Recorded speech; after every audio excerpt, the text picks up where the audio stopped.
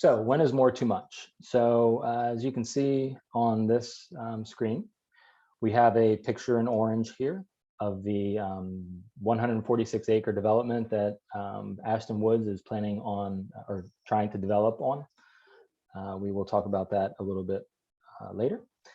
Down here in the bottom right hand corner, we have, as some of you may know, the Latta Park project. Although that does have an impact on what we will discuss here, it is not part of the conversation, the major conversation here. The major conversation is specifically focused on this area here. Next. So the agenda today. So we will talk about, we will have introductions for the Say No to Rezone group, the core folks that have been working on this behind the scenes. We will look at the overview of the developer's proposal and their case number that has been assigned by the Durham City Planning Office is Z2100010. We will talk about the potential impacts that this development will bring. We will talk about the approval process and the timelines so that you are aware as to what to expect. This is going to be a marathon, not a sprint. There may be times when we need your assistance in contacting folks and expressing your concerns, but then there might be a lull of several weeks, months. It will take a long time to go through this whole development process. We will also talk about actions taken so far by the Say No to Rezone group. We will discuss what you can do to assist in this effort, and then we'll reach the question and answer session. So my name is Leo Cruz. I've been in Autumn Ridge since 2011.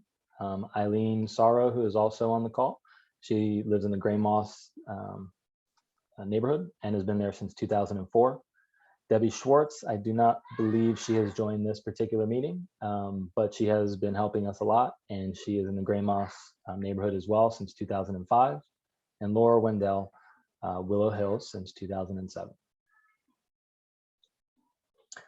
So the developer's proposal, whoops, sorry. They have proposed to rezone and annex 146 acres of land. For those who may not be aware what zoning and annexing means, annexing is the process by which a property owner can request to join the city limits. By joining the city limits, it allows you to tie into existing sewer and water for the city, along with possibly some other benefits. But by joining the sewer and water, it allows you to increase your density of the property because you don't have to worry about septic and wells. In that particular area that they're looking to develop, the PERC test, if you will, does not support anything more than 1 or 2 dwellings per acre. They are looking to increase the current zoning, which is currently zoned for 1 dwelling per acre.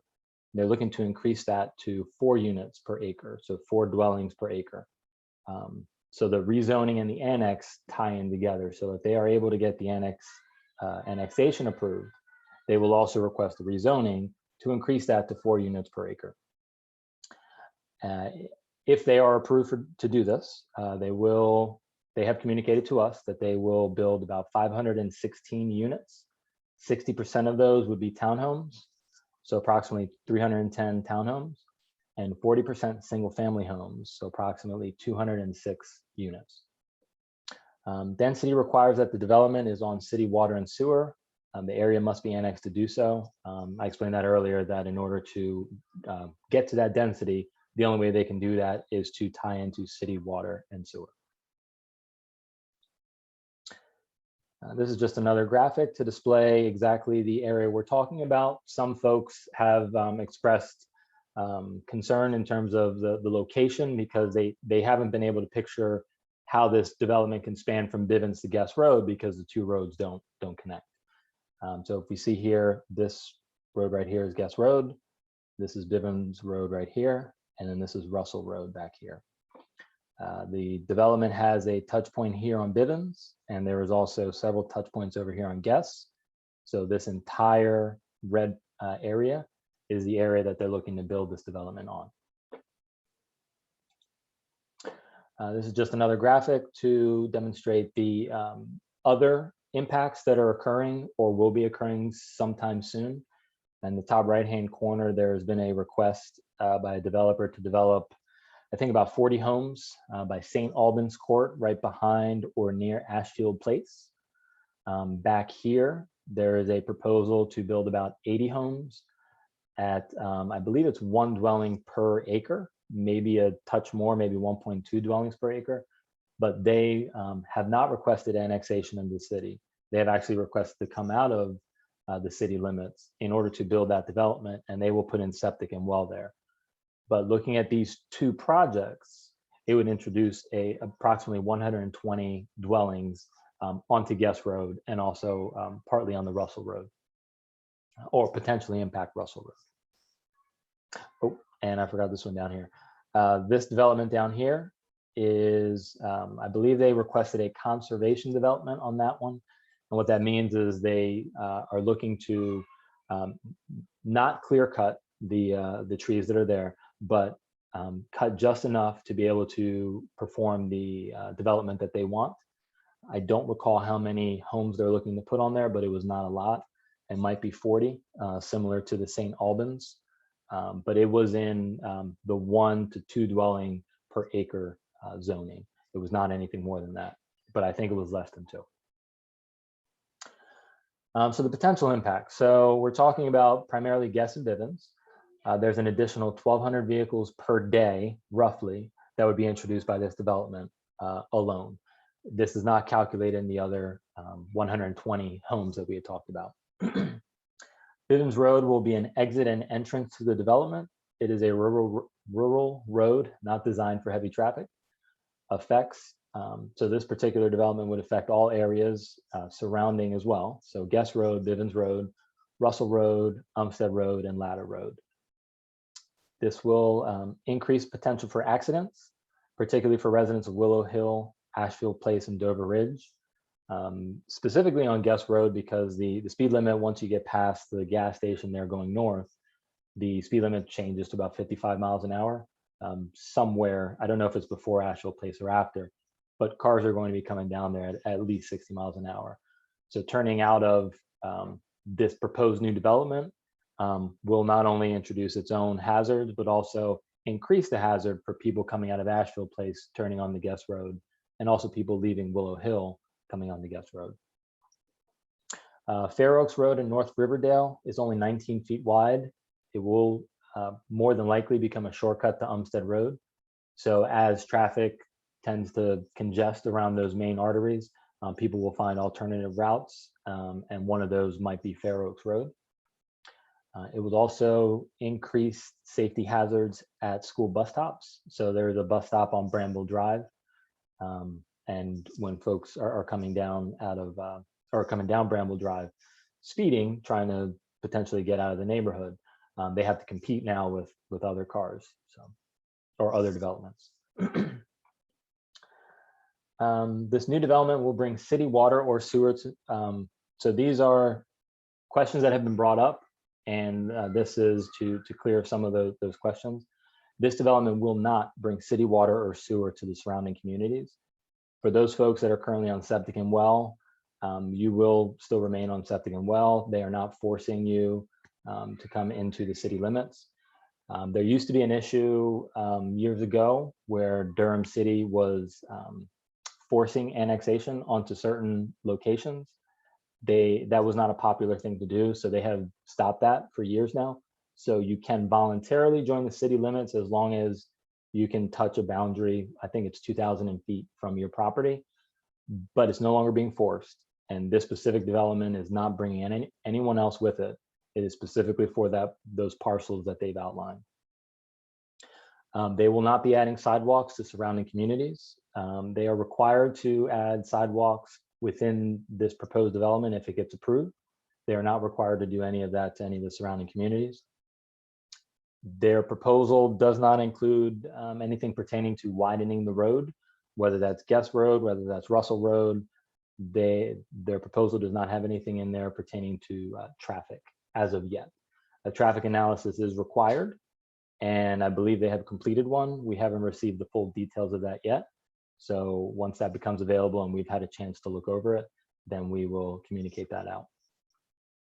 This proposal will not include any retail. So unlike the Latta Park project, which they are looking to do mixed use, this is strictly residential. There will be no retail that comes with it. And this proposal will also not expand public transport. So the public transportation today stops somewhere around Rosa Sharon, I believe.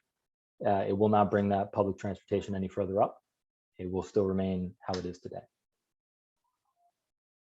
Other potential impacts, public school overcrowding, stress on the electrical power grid, and private roads listed as easements on developer's plan will require maintenance by someone.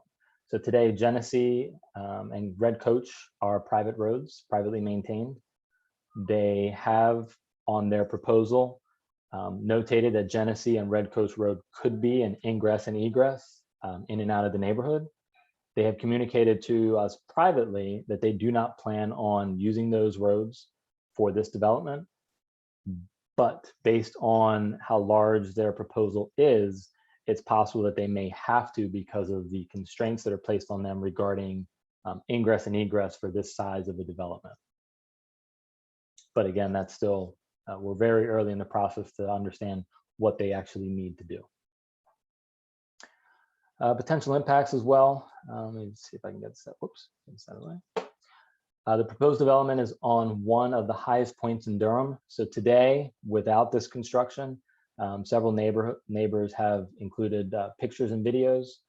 And these two here are pictures of backyards flooding today. So without any additional development, this is what we see today.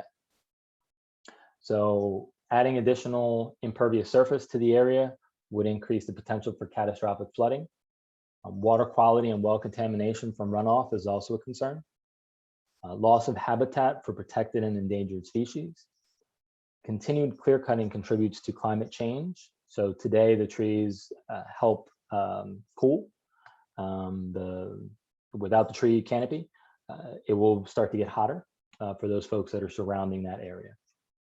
Also permanent destruction of open space.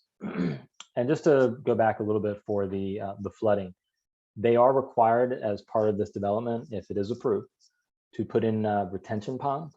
I believe the minimum that they are required to put in for this type of development is a 25-year retention pond. So what that means is for those storms that occur once every 25 years, the retention pond that they put in would be able to handle the runoff and the flooding for that particular development to offset the changes that they're making.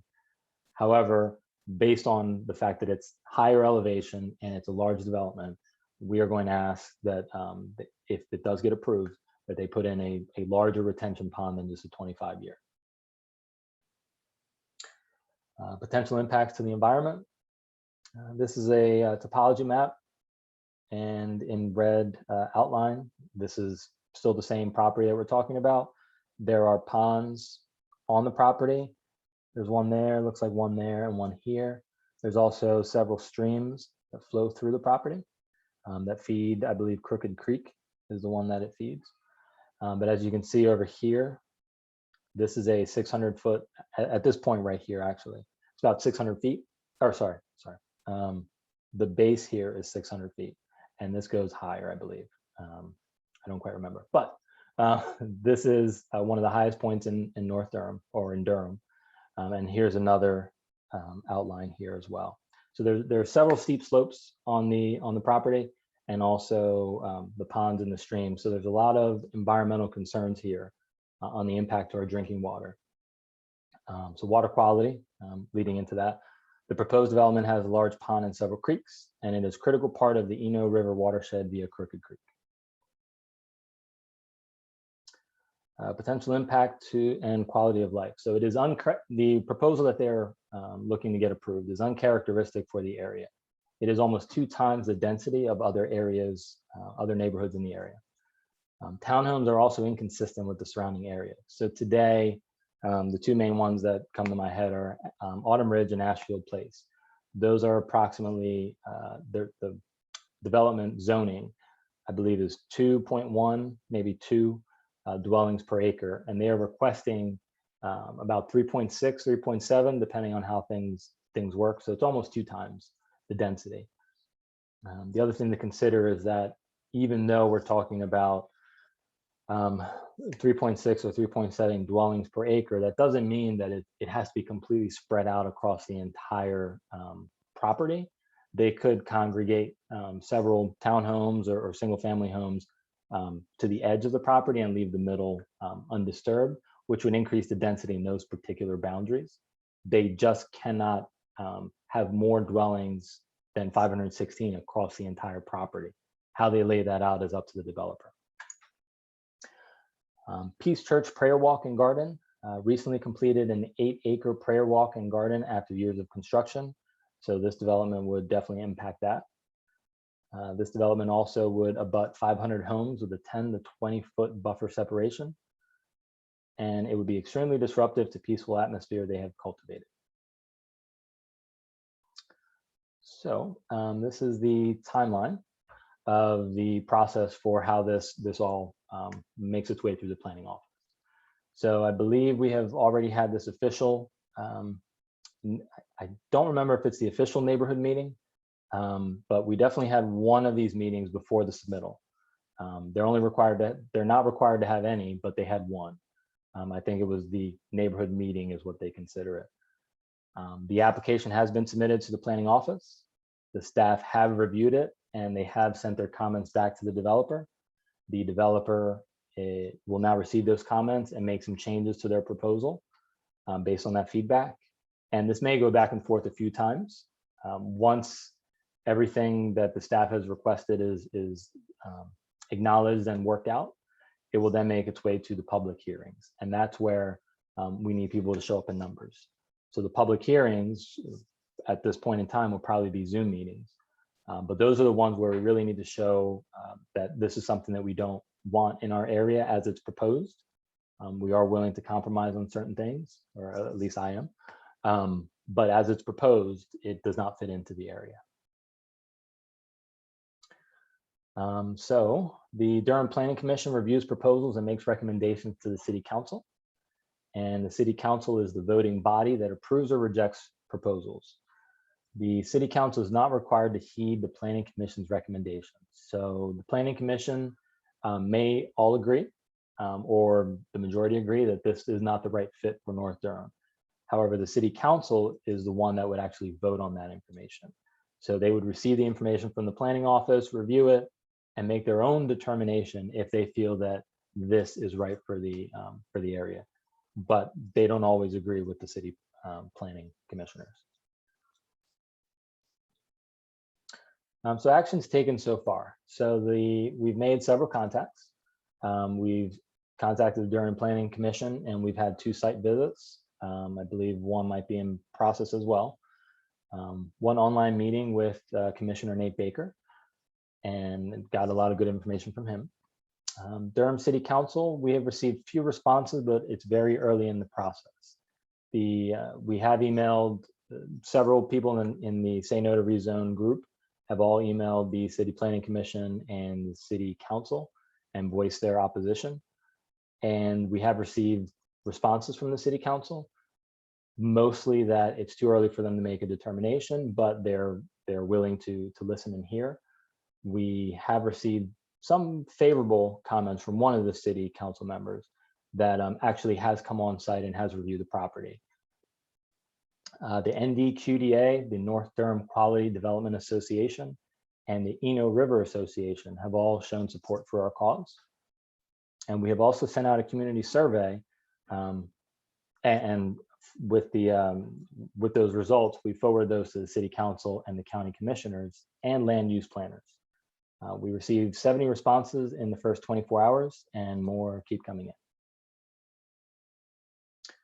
So the public awareness initiatives, the sayno2rezone.org website was set up very early in this process, and we plan on putting our updates and information on the website.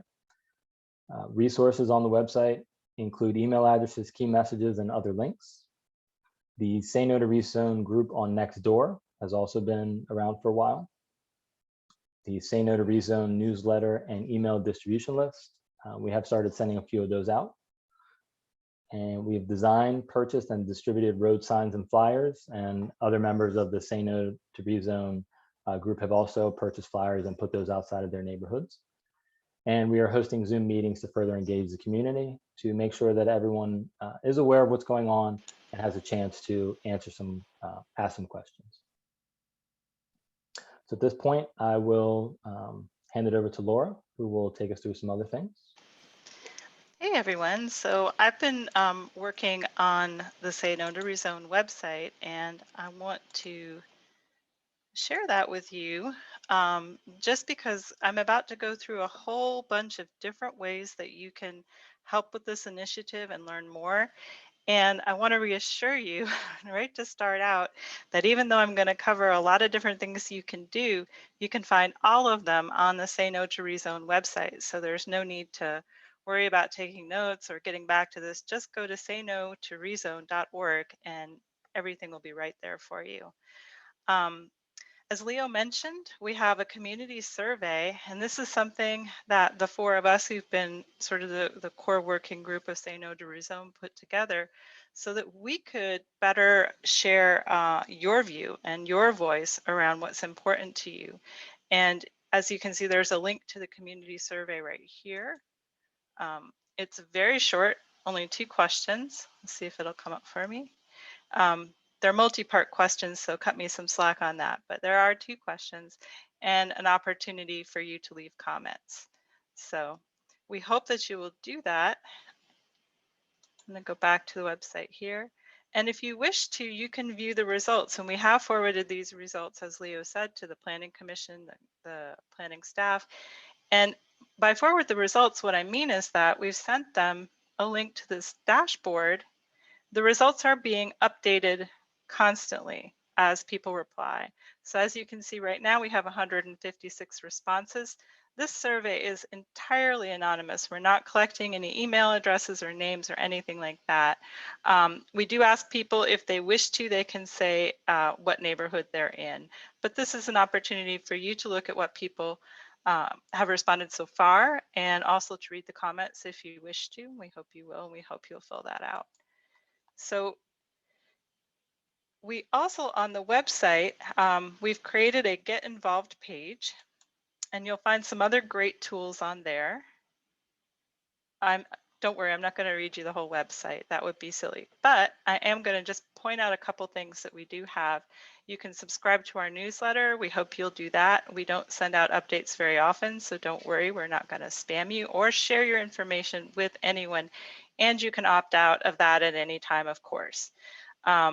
We're definitely looking for volunteers. So if you have any technical expertise, or even if you have no experience in community organizing whatsoever, please send us an email, because we do need people to help with things like handing out flyers or helping with content for the website, or just being thought partners around how to move this initiative forward. We also have learned and heard consistently from the elected officials and from the planning staff that your voice really, really, really matters in this process. And so there are a number of ways that you can share your voice. In addition to our very quick survey, you can also comment online. This is a brand new tool. And I think that the planning department and the planning commission and the county commissioners the city council are paying a lot of attention to this tool right now, because it is so brand new and shiny. So it is called Social Pinpoint under this comment online here. And what's wonderful about this is you can comment, your comments are public, and you can also see other people's comments. The link from our website goes to the Social Pinpoint specifically for the development that we're talking about. So that's the Gus and Bivens Road, Z2100010. And with this, you can see actually, oops, sorry, I closed that one, but you can actually drop a pin on the map and make comments on general areas of concern, ideas and suggestions, traffic and transit, and all of those sorts of things. So we encourage you to go ahead and do that. It doesn't take long to drop a comment and to read other people's comments. And again, I think because this tool is so new, it's really getting a lot of attention, and we see the planning, it doesn't want to let me go back. We see the planning staff really engaging with the comments on the social pinpoint and responding to those and asking follow-up questions. So that's really encouraging. We're also hoping you're going to think about emailing the city council and the planning commissioner, the planning commission and the city manager. More about that in just a second. You can also order a sign or view or print a flyer here. So like I say about sharing your voice, in addition to this get involved section, we do have a very short resources section.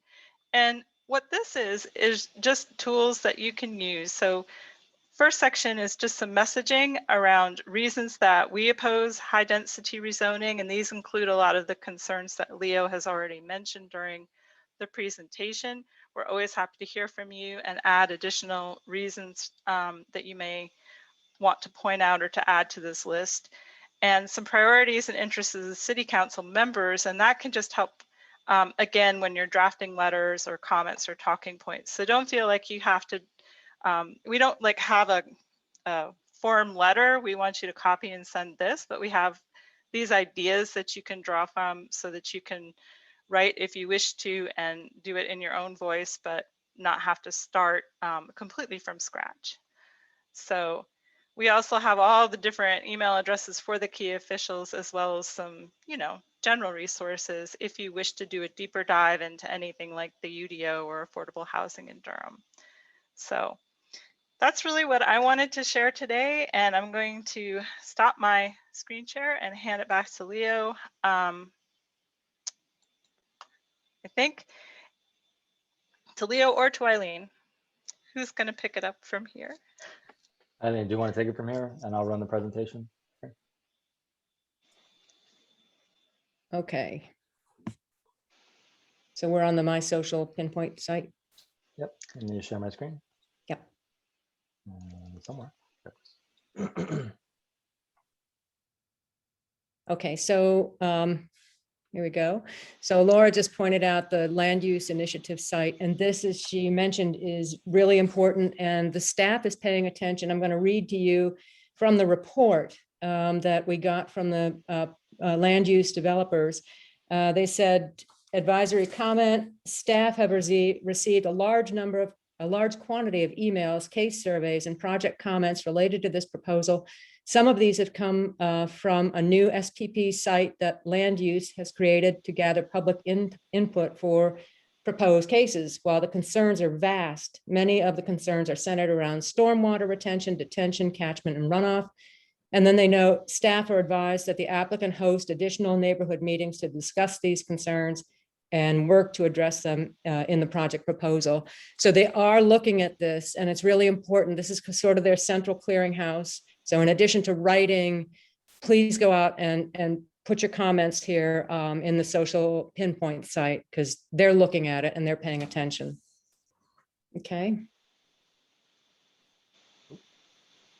Okay, what you can do now is be vocal, as Laura mentioned. Call, write, meet with officials. They're open. Invite them to the neighborhood to see and experience the area. We're going to do that this weekend with one of the commissioners. They have to see what's at stake. And I will say that this could be a personal opinion, but we think that some people really haven't even seen this area and what's at stake. I mean, the natural beauty and the rural feel. To some, it may appear to be, another plot of developable land. And so it's important to get them engaged and really show them where we live and why we want to protect it. And of course, we've got the addresses on the website, so I don't need to repeat that. But talk to your neighbors is another really important point. Not everybody is on Nextdoor or follows social media. And we have discovered this just by walking around and handing out flyers. And you get into conversations with folks and they're like, I had no idea.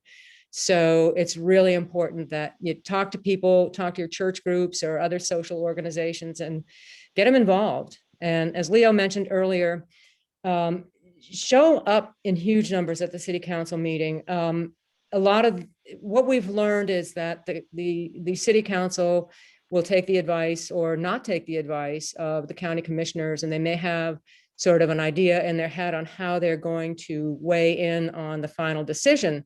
But when they see a lot of people, it does have an influence on them. And if nothing else, it may make them go back and renegotiate, have the developer renegotiate exactly what they're proposing, and maybe we'll come out with a better outcome. So showing up is really important. And I do hope that we won't be Zooming that one, but we'll be in person. But we'll see. Okay. Laura mentioned the Say No to Rezone. We'll say, I updated this. We had 130 responses on Monday. It went up to 154, and now we're up to 157 while we did this meeting. So it's very interesting. The word is getting out, and we do use this information. And not to put too fine a point on it, if you're interested in volunteering, if you have technical writing, graphic design, if you're comfortable talking with groups or distributing flyers, and if anybody has legal, environmental, real estate, or zoning experience, that'd be a real plus too. So any and all help is welcome. We'd really appreciate it. And then what's next? So the week of May 16, we did get the report. Not every department has completed their comments, but it's fairly comprehensive. There's only a few areas that are still needing to be filled out, and we will post that shortly. And I've already mentioned continuing to engage your neighbors, friends, and just a reminder, this is going to be a long, drawn-out process. So drop your city council members a note, or your county commissioners, make it personal, talk about why you moved here and what you like about it, talk about the loss of your lifestyle. This is one of the few remaining areas in Durham that is still rural. And we really think there's an opportunity to develop this, but do it properly and with respect for the surrounding region. I said at the first meeting that, we're not tree huggers, we're not anti-development. It's just make it reasonable and make it fit with the surrounding neighborhoods. It's respectful. I think that's all I had to say. Yes, that's it. Yep. There's just one more thing I wanted to add to what Eileen was saying. One of the things that we received, some of the information we received from the planning commissioners is that there is currently no shortage in land within the Durham city limits itself. So although Durham itself is experiencing a housing shortage in all levels of affordability, there is no shortage in terms of land within the city limits. It may not be cheap. I don't know how comparatively the city limit land is versus what's up here in North Durham. It may not be easy to develop. Maybe there's a lot of slopes and whatnot. But from the planning commissioner's perspective, he was of the opinion that there's plenty of land within the city limits. This particular proposal is really not necessary to build up the Durham city affordable housing. And with that,